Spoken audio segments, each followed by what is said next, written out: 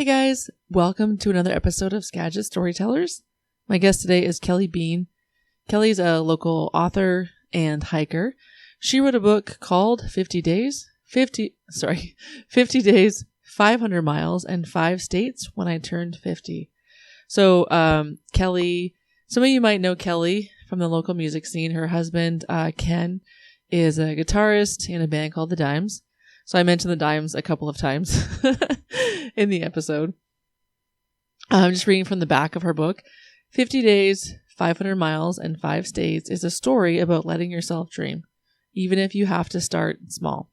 As a middle-aged woman who didn't even own a day pack and could easily find herself lost in a parking lot, Kelly, eventually to be known as Kelbell, decides to become a long-distance backpacker.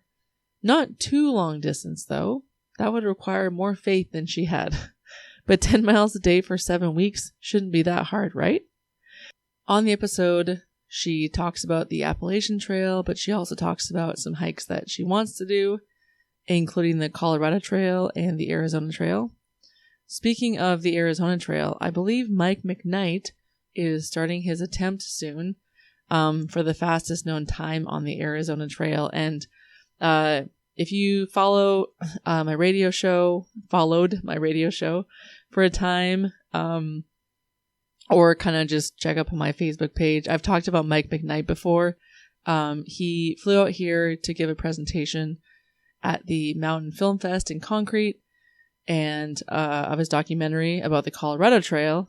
And he also joined a bunch of the Concrete Crushers local youth running team for a 5K, and I think really made great connections with some of those kids. So when she mentioned the Arizona Trail, I always have to bring up Mike and his this will be his third attempt of running the Arizona Trail. So I'll be sure to post some of his updates. And Mike, I think everyone in Concrete and everyone up here wishes you good luck. So Kelly tells a lot of really great stories. I love her laugh. I think I've only seen Kelly at shows and there's usually loud music going on. So we don't get into a lot of conversation. So I didn't really understand how infectious her laugh was. So those are some of my favorite parts of the episode for sure. And I think a lot of people are going to enjoy it. I tried to get my daughter on here to read part of her book, and I might still even try to put it in. The audio was not very good though. I should have encouraged her to speak more closely into the mic, and that's my fault. But I just always like to try to bring my daughter into the episodes. She's great. I love when she's here. So Olive, you're awesome. And thank you for doing that. I appreciate it. Not many kids would just like jump on the mic and start reading. And I said, hey, I need you to read something for this intro. She said, okay. She just hopped on, put the headphones on, and started talking. She definitely does not have a normal childhood. There's a few shows coming up in November. There's 2 that are not sold out yet. Corey, Vincent, and the Electric Band are playing at the Muse. They're doing a live concert taping, and that's on Saturday, November 9th. And the other show that I really want to talk about is the album release party for Her Name Was Princess. And that's on November 22nd. Friends for the Ghost are also playing, and The Enthusiasts. And really proud of Clay Christopherson and Tim Meckling for this album. I haven't heard it yet, but a lot of stuff that they do is awesome. And I can't imagine that this would be any different. They have a lot of other great musicians playing on the album and playing live as well, like Charlie and Trevor and Hannah and a bunch of other people. So it's going to be fun. I encourage you guys all to come out. There's going to be limited merch as well. Oh, speaking of merch. So this episode comes out on Wednesday, October the 23rd. On Friday, October 25th, you guys should all go to the Lyman Tavern, all ages, and they have great food. Friends for the Ghost and Savannah are going to be playing, and I believe there's also new merch for Friends for the Ghost. We like going there. Amy makes a mean cheesecake, and she also makes a really good grilled cheese with bacon and tomatoes. Enjoy Kelly's episode. Like I said, I'm putting the link to her book in the bio, or in the description. Also, there's going to be a link to her blog. So I recommend following that as well. And if the Dimes play a show at some point, I haven't seen anything lately, I'll be sure to post that because those guys are always super fun. Rick, Sunny, and Ken. You guys are awesome. And I will not forget the night before our wedding, we went to the Birdsview Diner and you guys gave us a shout out between every song. And you played a song for us and we danced to it. And there was a photographer there and she took a bunch of really great photos and she emailed them to me. So thank you guys. We appreciate you. All right. That's it. Enjoy this episode. Enjoy your week. Be of use and go do something hard. Howdy, partner. Welcome to one of the most northern parts of the United States of America. Travel with me upriver as we talk to a bunch of ladies and fellers and they share their tales of wit and wisdom. That's right, it's time again for Skagit Storytellers with Please, Duffy.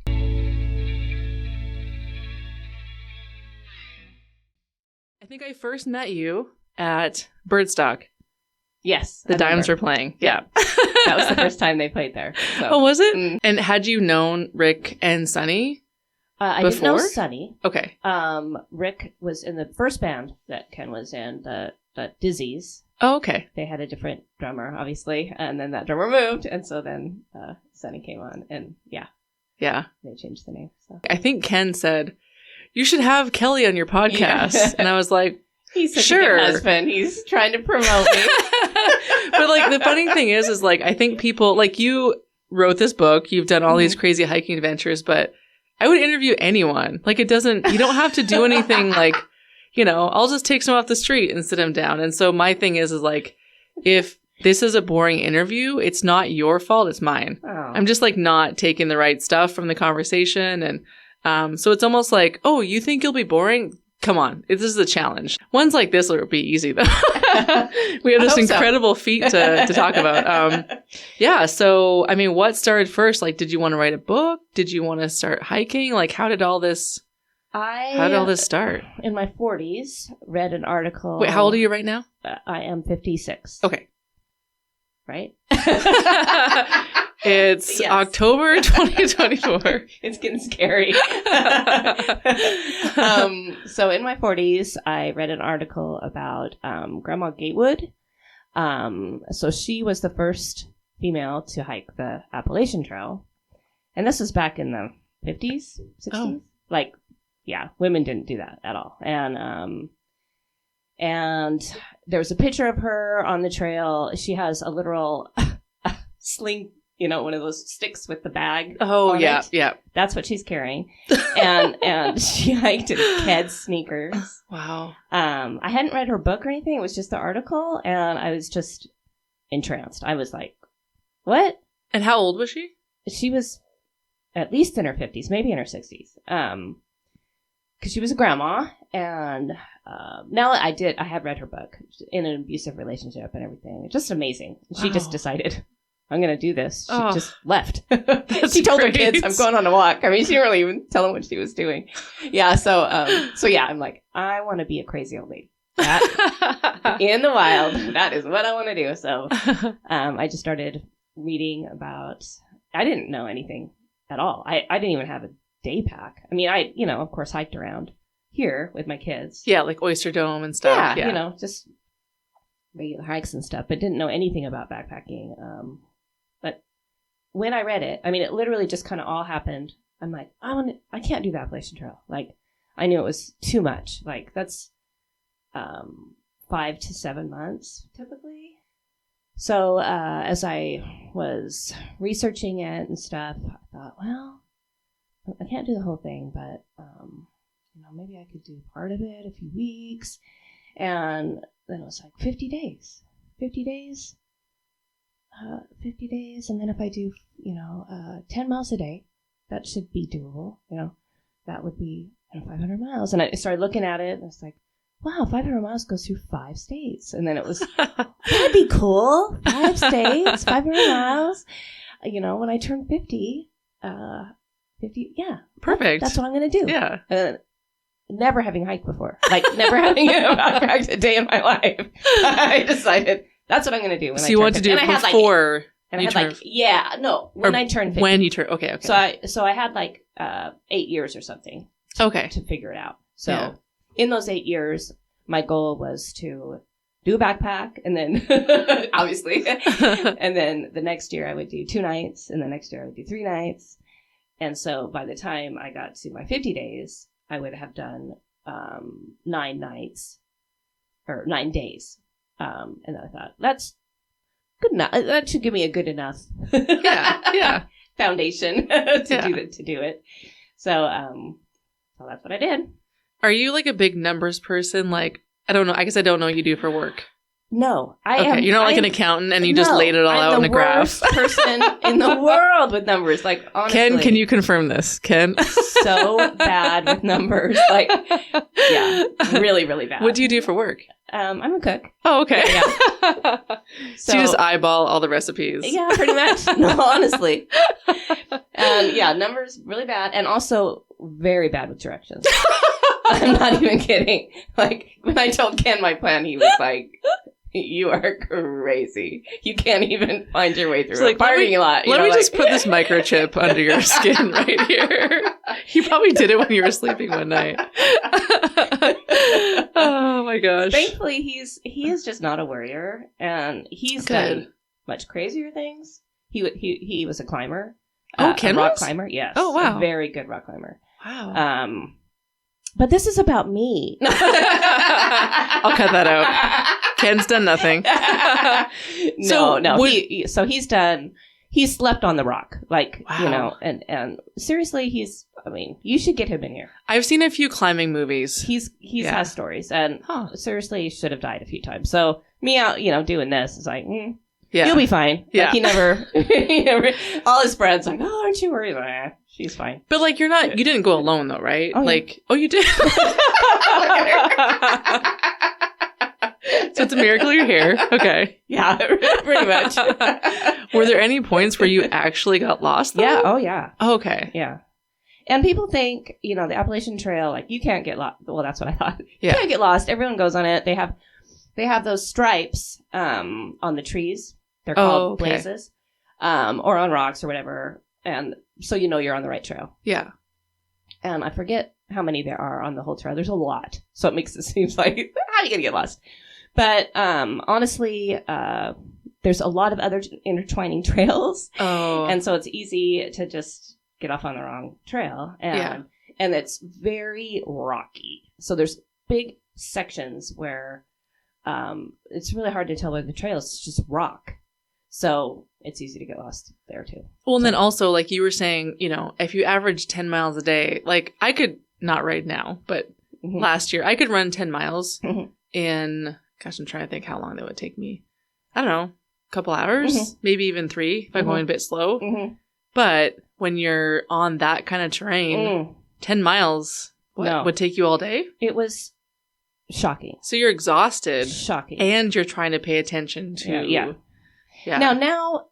Now we have all they had it then. I just didn't really understand how the technology worked. Oh, okay. The apps that track you, or of course Garmin's and stuff. Yeah. But and Ken told me he was going to buy me one, but all my research is like, that's the first thing people get rid of. Like, you do not want weight. Oh. Like, and the Appalachian Trail is, I had cell service most of the time. So, Garmin's for when you don't have cell service.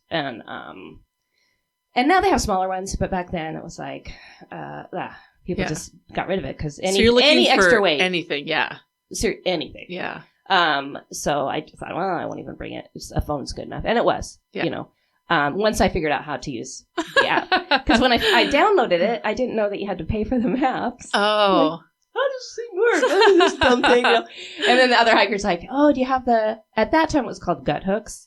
Now it's called Far Out. But do you have this app? I'm like, yeah, I have it. I don't know how to work. And they were like, well, did you buy the maps? I'm like, no. So as soon as I could, I bought the maps. And once I had that, then I was like, oh, this is amazing. Like, you just look at it, and I seriously got sort of addicted to it. Like, it was almost a curse, because you're hiking and you're just so tired, and you're like, where's this place I'm supposed to be. You're supposed to Yeah. get to wherever. And you're like, you feel like you've been hiking forever. And you're like, it's got to be here. And then you can just look at your phone. Oh, it's this much farther, Yeah. And I would swear, I would look at my phone and try to, the last mile is the worst mile. Yes. The worst, it's like, it goes forever and ever. It's like, I gotta be there. And then just, don't look at your phone. Just keep walking.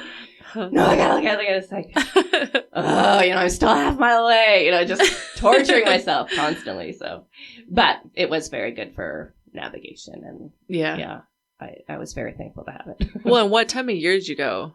Summer? I left at the beginning of August. Oh, okay. So I hiked all the way through August and pretty much all the way through September. And was that part of your 7 research? weeks, basically, yes. Like you were like, what's the best time of year to go? Yeah. I was really concerned about bugs. Oh. Yeah, and I'm terrified of ticks. Like seriously terrified. So ticks are less bad late summer. Yeah. So I never got a tick. I did Made sure you wore like tights and high socks. No. And okay. But everything I had did have. I won't be able to pronounce it right, but a chemical that you can like soak your clothes in. Oh, really? And it lasts. Yeah. So you soaked your clothes in that? You don't want to put it on your skin. Oh. But yeah. Interesting. Yeah. And then it lasts through, 7 washings or something. And of course, I'm not washing the clothes. I probably washed my clothes 3 times the whole time. So. Did you ever hike Yeah. through the night? No. I was just thinking that because you were saying that the last mile is the hardest. Yeah. I did a 50 miler on the southern Oregon coast. And my last mile, it might have been 2 miles. I went through this like super dense forest. I'm the last one. Yeah. By myself, going through the forest, heavily wooded, and then running on the beach. And this is 11 o'clock at night. I almost missed the cutoff. And at one point, my light started to dim. And I had an extra battery. So I sat down in the woods and I went, okay. I had everything ready in front of me. And I just closed my eyes, turned the light off, switched the battery with my eyes closed the whole time. I knew I couldn't open my eyes. I am so impressed. In the complete dark forest. I would imagine so many horrible things there. I can barely do that with my eyes open. I bumble around with I did it really quick and I put it back on. I was like, okay.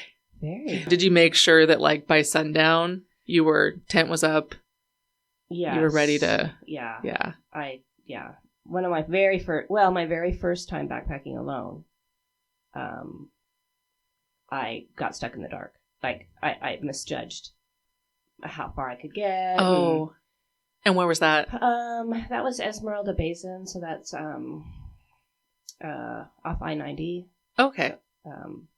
So anyway, I changed my whole plan because I was going to camp in the first, it's like a loop. Mm-hmm. And so the plan was to drive there and then camp at the campground that was right at the start. Well, I got there, it was like a parking lot. And there was places to camp. I was like, I don't want to camp in the parking lot. So I'm like, how far can I get? And then I'm just changing everything. Like, yeah. There's a camp in 7 miles. I can make that. Like, delusional. Yeah. And so, I kept going, almost there, and then just dark. Oh, wow. There's no camp. What am I going to do? Wow. And I had literally borrowed everything. So I didn't know how, I never had put the tent up. This is how dumb I am. Oh my God. Like, just sounds like something I would do. Seriously dumb. And I'm also super cheap. So I didn't buy, the correct headlamp. Oh, like enough lumens to bright. I literally had a Walmart little lantern. Was it like 100 lumens or something? Probably. It's like $4 or something. Yeah. Just such a dumbass. And, out there just like, I'm fine. And all of a sudden like, oh my God, it's dark. And I have what am I going to do? And trying to put the tent up with the lumen, don't know how to. And it was a really weird tent. It was all the poles were on the inside. Oh, weird. Yeah, really strange. So I couldn't even put it up. And I thought the self-inflating mat was literally self-inflating, where it's not exactly self. Yeah. So So basically, I really was just laying in a field in my sleeping bag. And it was awful. Like, I think I had a panic attack. Wow. I've never felt like that before. Like, having a hard time breathing. Like, you don't appreciate how much you shouldn't be sleeping out by yourself in the dark, in the middle of the forest. Like, suddenly, all your instincts come into gear, and it's like, you are not supposed to be here. Like, so I guess after that moment, though, like, did that ever give you any pause to go, oh, okay, do I really want to do this? Or were you just like, Kelly, come on, like, let's be more prepared next time. Let's not make these silly decisions. Right. It was a learning experience. Okay. And it was... Didn't scare you off. Because these were all things... That's where I got addicted. It was like in the morning, I was so elated it was morning. Nice. Like this, it's like that adrenaline rush. Like, I made it. I made it to the morning. I made it. Yeah. Yeah. And I just never felt so good. Like, I just had so much energy and just, I just loved it. I loved that feeling. Yeah. And so then I think that was when I just really decided it was for, that was my first time alone. I loved it from the beginning. The first time I even did it.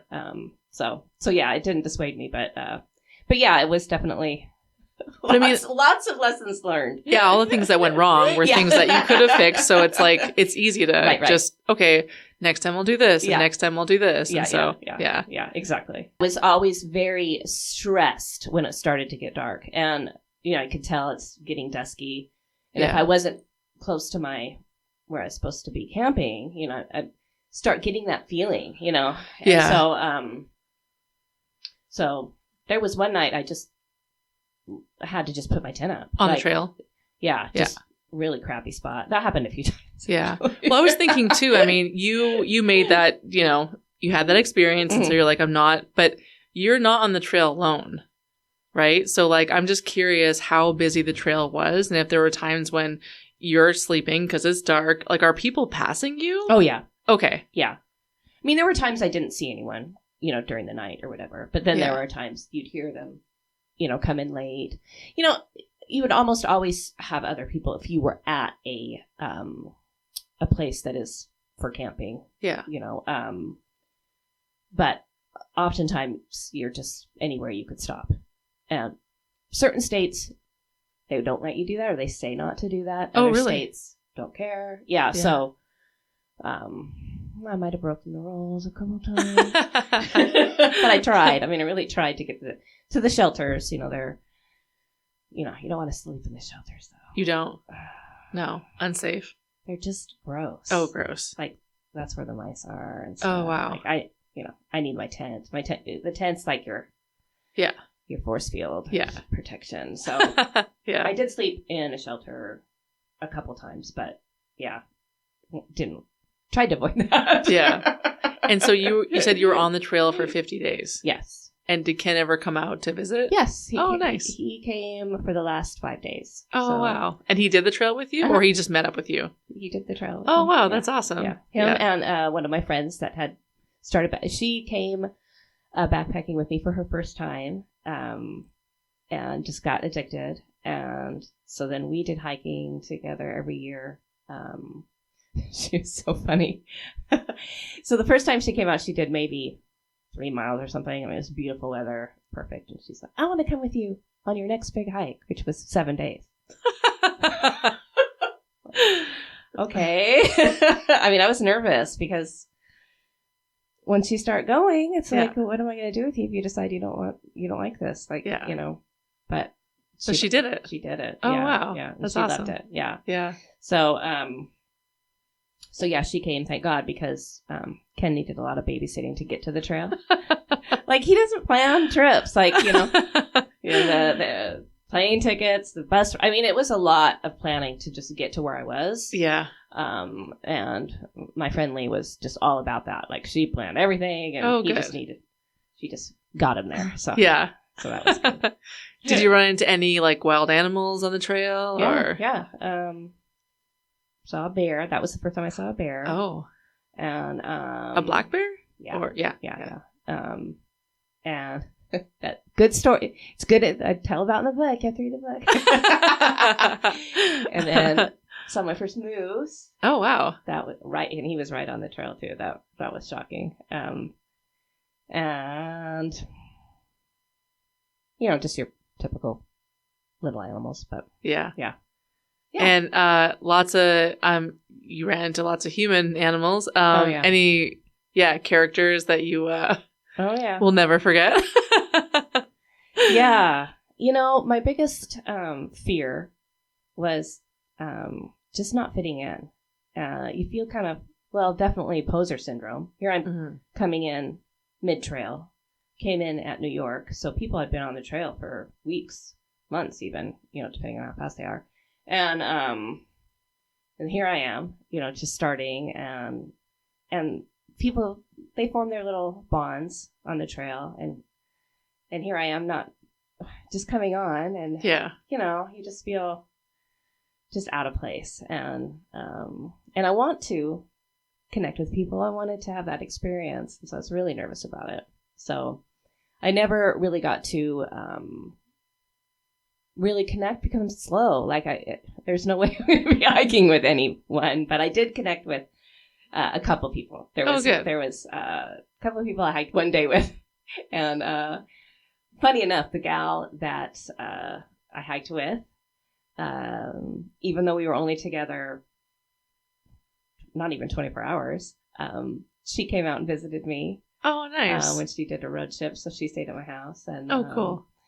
And she just actually messaged me today, and which was so cute. She said she read my book for the second time. Aw. She said, I'm just missing the trail. She was doing the long trail. So the long trail is shorter. I forget how many miles it is. Maybe somewhere around 500. It's in Vermont. Okay. So part of it is on the Appalachian Trail. So I met her when she was on the Appalachian, obviously, but she did the whole thing. She did the long trail. Wow. And so she's like doing a little talk or something about her experience, and so she's gonna quote the book where I talk about her, and that's awesome. So that was pretty fun. That she contacted me. I'm like, I'm doing a podcast today.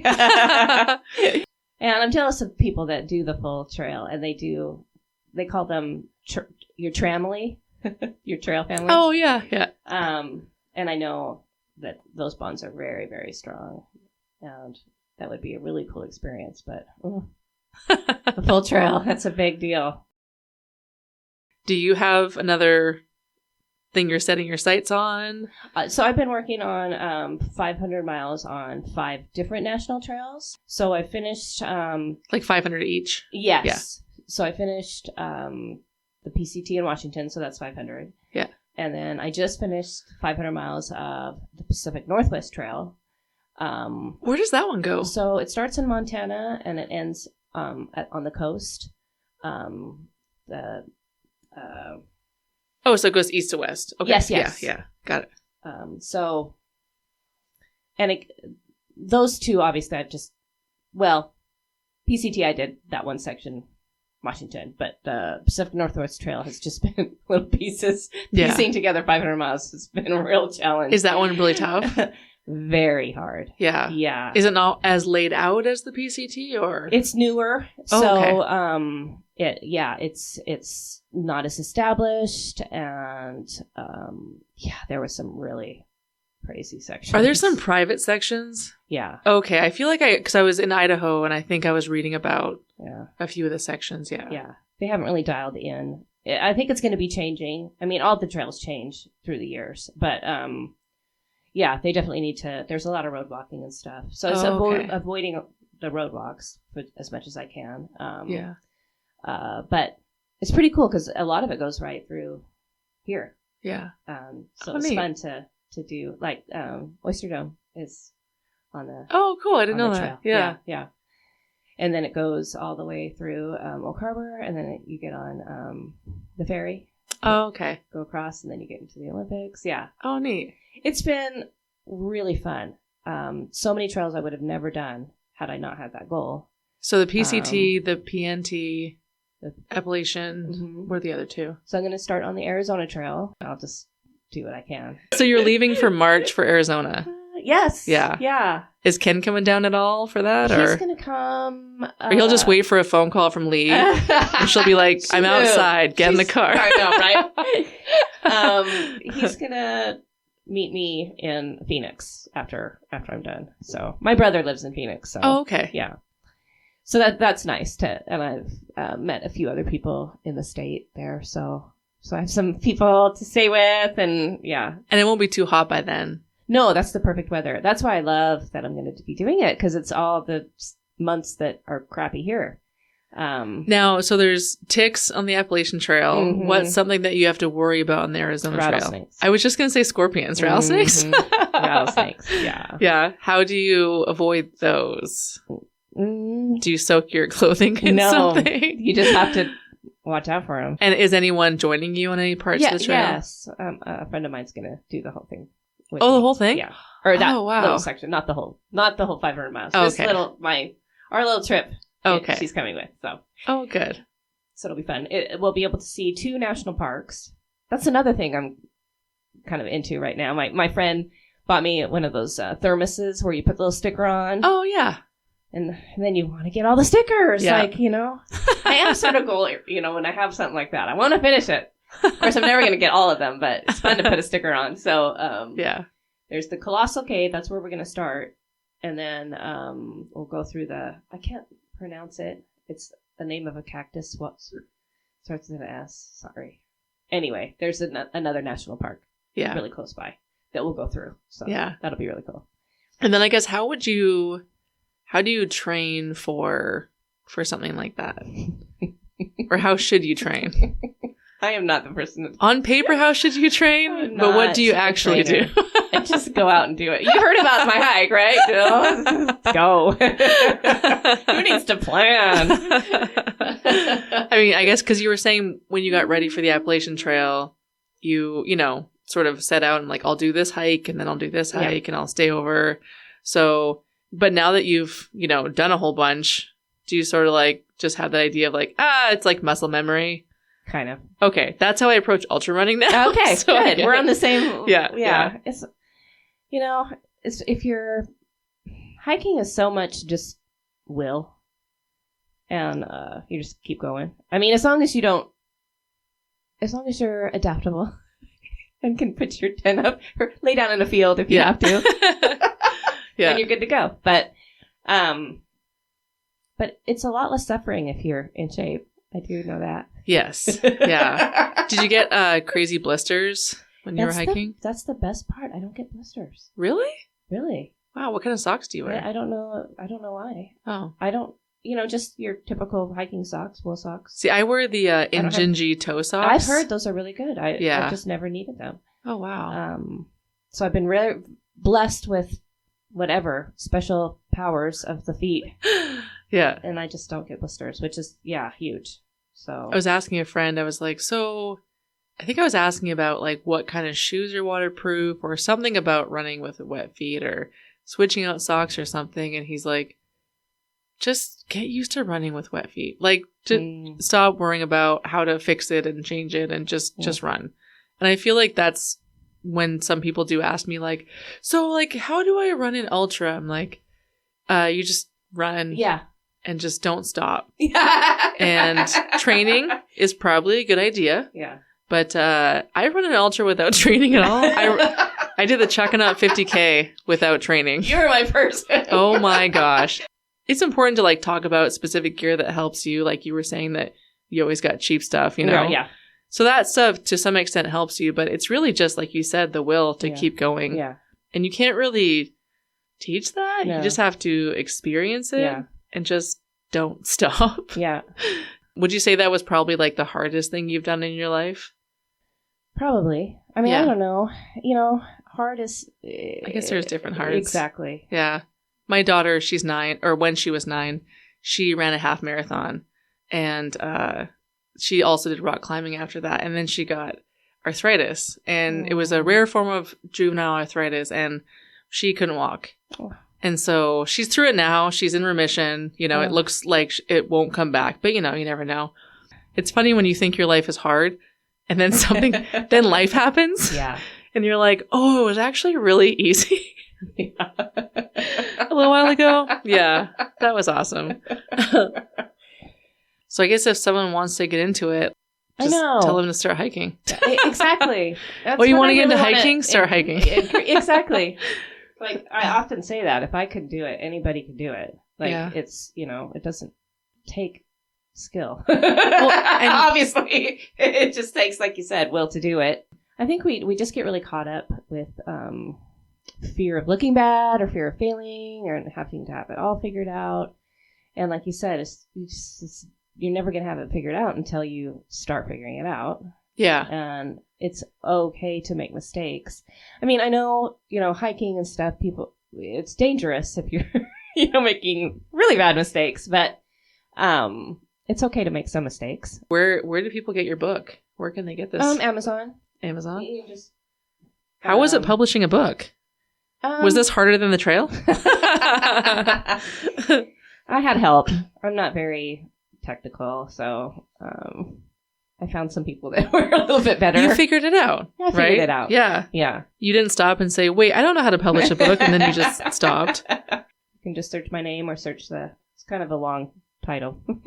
50 days, 50 miles, and 5 states when I turned 50. Yeah. Kelly Beane. And that was the name of the blog. So I started a blog when I first started hiking.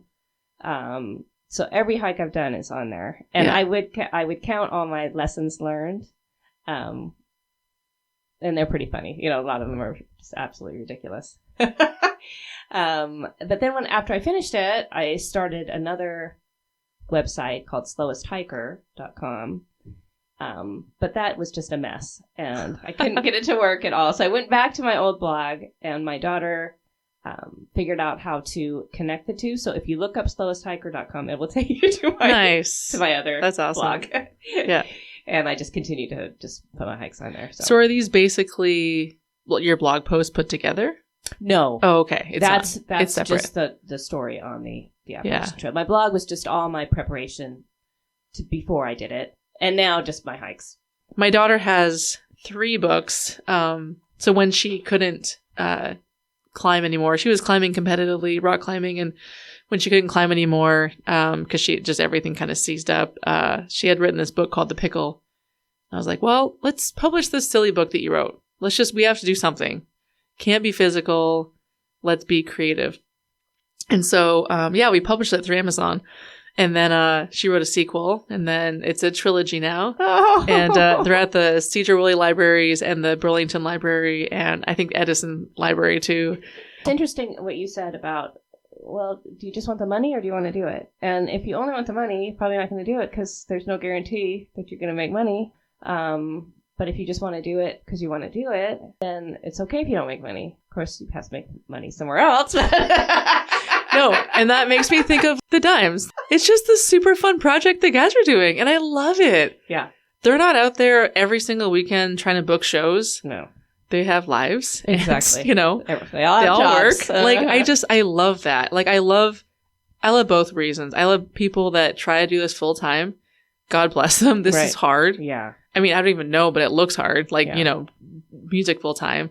But then also doing it on the side is just incredible too, because when you work full time, you don't have a lot of free time. Mm-mm. And then to pour into a project like that, and then a bunch of these guys like Rick has more than one band. I know, that's crazy. I love that. Yeah, but it's all comes down to purpose and passion, and exactly. I honestly, this does not feel like work to me. It need it. Fills me up. Mm-hmm. Yeah. I can't have I can't wait to have more people over more often. I'm just okay, how many can I do? And yeah, it's just, there's so many people out there. Kind of like trails too. There's so many. Yeah. There's so many trails out there. I'll talk to all of them. It's funny. The guy at the very beginning of the book, I'm talking to this guy on the airplane. And so when I finished, I mentioned this in that little interaction. And after I got the book done, I reached out to him because he gave me his phone number because I told him what I was going to do and showed him pictures. He's like, oh, here's my number. I want you to send me some more pictures. And so when I was done with the book, I told him I was done. And so he bought it and he had me send it to his daughter and cool. all that stuff. And So that was pretty cool That's to awesome. get that connection with him. And Yeah. so. Did you tell a lot of people that you were writing the book as you were doing it? I don't think so. I mean, just, I would put it on my Instagram or whatever. Yeah. If I'm writing the book. Yeah. I guess I'm just curious. Like, I feel like sometimes I tell people I'm going to do something so that will help me to give a actually little do bit it. more encouragement. Yeah. Like, I just posted that Olive's cat book is coming out on Thanksgiving. Oh. We've been sitting on this book for almost a year, and I was like, Olive, we got to get this book out. And I was like, that's it. Let's post that we're putting it out soon, so we have to. And so we just said, yeah, Thanksgiving, guys. Yeah, it's coming out. Good for you. This thing's Good ready Christmas for present. so long. Buy it for Christmas.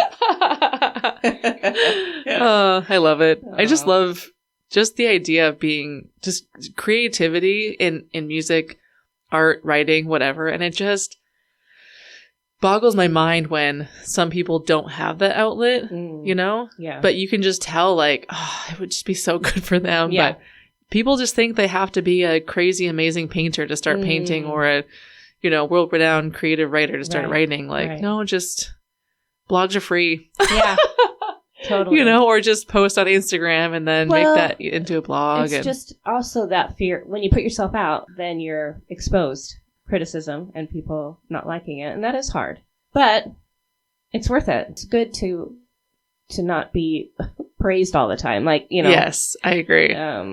When you turn 40, did something happen where you're like, okay, I care less about what other people think, or did some kind of shift happen? I think at some it point- happens constantly. Oh, does it? Every day. I give one less F, You can swear on here. It's okay. Because I feel like maybe just for women, but it's like always a negative to I get kind of older. want to show you my legs. Why? You want to see how hairy they are? Because I've totally given up on shaving my legs. We can have a contest. That's I hilarious. just don't care anymore. Yeah. And, I would have never... I go to the Y. Yeah. Go to the pool without Yeah. shaving. I was like, whatever. Who cares? Who cares? Yeah. So definitely. Each year it gets worse. But yeah. definitely spending 50 days on the trail gives you just a whole different meaning to hygiene and Yes. just Because all I mean, that. You're on a different plane when it comes to stink and all that stuff. So were there showers along the way or no? I probably showered the whole time. Maybe 5 times. Oh wow! So like Maybe. every 10 days, Whenever you roughly. Okay. could. And I was, I'm always cheap. I didn't want to go to a lot of hotels, but I did go Yeah. to a few. So Yeah. Did you make sure? Because you said that Ken came at the end. Mhm. Kind of. Did you make sure to shower before you saw him? oh no, there was no showering. The video is so cute. So my friend Lee was able to get a video of. I was hiking to the campsite where we're gonna meet, right? Yeah. And it was the last mile. I was in my head. I don't think I've been in my head so bad. I was so ready for it to be done, and it just wouldn't end. Yeah. And you sit down and you're like, am I in an alternate universe? Like I was almost like, Yeah. this won't end. Yeah. This mile will not end. And I was getting pissed, So I'm like, okay, if, just go, really trying to hurry. And then there's 2 people in front of me and I'm just like, get out of my way, just in my mind, like, and I look up and it's them. They had started hiking towards me. Oh, nice. And so when I saw them, then I was starting to cry. But the first words out of my mind were out of my mouth, and she's filming. This is the longest fucking mile in my entire life. And she's, trying to post this, trying to edit it, for her family. And then, of that's course, awesome. then I'm crying, and then Ken's the first. And I talk about this in the book too. This is kind of pressure. Like, what's it going to feel like when I see them? Am I going to cry? And I compare it to Survivor. Do you watch Survivor at all? Oh yeah, yeah, When the family comes, like, Yeah. you better cry. yeah. If you don't cry, you're going to look like an asshole. So I'm thinking, what am I going to do? Like, am I going to cry? Because I Is don't it gonna know. be fake? Yeah, Yeah. yeah. Because you want So to be I was authentic too. So relieved, yeah. That literally sort of sobbing. Did Ken cry? I think he wanted to... Watered up a little. He didn't want to cry. I could Yeah. tell. It's my podcast. Ken was sobbing. Yeah, no, Ken was no. sobbing. He goes... He brought an acoustic guitar and played you a song. He uses the humor. So as soon as he hugged me, he's like, boy, you really do stink. So then we, laughed. So So, yeah. Oh, that's funny. So He picks you up because, you know, he cuts his hand on your leg. Oh, what was the last time you shaved? Oh, my eyebrows were just like... I never thought of eyebrows. So bad. Did you bring tweezers with the idea of like, yeah, I'll keep them tame, and then it just went out the window? No. I had hiked enough to know. Razors, deodorant, anything. Did you take it before and after? I did. Okay. I did take a picture of my eyebrows before I went to my hairstylist. Like, just you got to help me. They're so bad. Yeah. So that's awesome. So yeah. So yes, a new appreciation for not giving a fuck about anything. Yeah. Like, yeah. I love it. I stink. I'd have to go in a restaurant, like smelling like that. Oh yeah. But they're used to it over there. Being near the trail. Yeah, for sure. Yeah. There was worse people than me, for sure. I'll link your book and your blog. Yeah. And yeah, so then March you're doing the Arizona Trail, and then when's the Colorado Trail? The next March? Oh, that's funny. No. I will be doing the Arizona Trail for the next 10 years, probably. Oh, really? Well, because 500 I'm assuming miles, you're doing 50 days. No, I'm Or doing 50. it. I'm doing it like I did the Pacific Northwest Trail. So Okay. this trail I did all in one, the AT. Oh, okay. The Pacific Crest Trail I did in sections, but I did just do the whole thing, and you know, I can from start to finish. Yeah. But in sections. The Pacific Northwest Trail I did probably over 8 years. Oh, just wow. Wherever I could get miles in. There's Yeah. no like starting point or ending point. It's just all over the place. Okay. Just every mile I could count. Yeah. To get to 500, you know. Yeah. And so that will be similar to the Arizona Trail. Whenever I can take a vacation, I'll go down, try to get 50 miles in. it. But doing 50 miles once a year, maybe twice a year, it's going to take a long time to get to 500. Yeah. So you'll go to Arizona and just do as much as you can. Mm-hmm. Okay. Yeah. So this trip is probably about 50 miles, you know. Oh, wow. Because I can only take a week off or so. Oh, of that's work, true. And then Well, if the there's travel days, and then I want, Ken's coming down, and we'll spend a couple days together. So, I have to be very sort of relaxed about it. I can't get super intense on, I want to get this done. It does sort of take the fun out of it when you get a little too goal orientated. It's like, I want it to help motivate me, but I don't want it to make me crazy. Yeah. So, because I mean, it looks like if you look at the book, you're like, you already won. Like, you already like hit this amazing goal. This is just the icing on the cake, you know? Yeah. So. And just doing it to keep me going. Like you said, well, what's next? You know, we're not going to just sit back and, because I love it. So, Colorado Trail 2030. And so, probably when I retire, if I'm still being healthy enough to, because I want to do that all in one. Like, I want to do that as a through hike. But I have to, be able to, I'll have to be retired because that's going to take me another 7 weeks. The dimes are going to have to start playing more shows. Ken, you're going to have to start working overtime. She's got to start this trail. Buy my book so I can This hike. is the whole purpose of this podcast, is to please buy her book and Ken work more so she can do this soon. With the way the world's going, who knows if we'll be here in 2030. Right? So let's go. Come on. We're all going to be on the trail. Help her achieve her dream. At least I have my stuff so I can survive. Well, thanks for coming over, Kelly. I appreciate it. It was so fun. This is fun. Thanks. All right.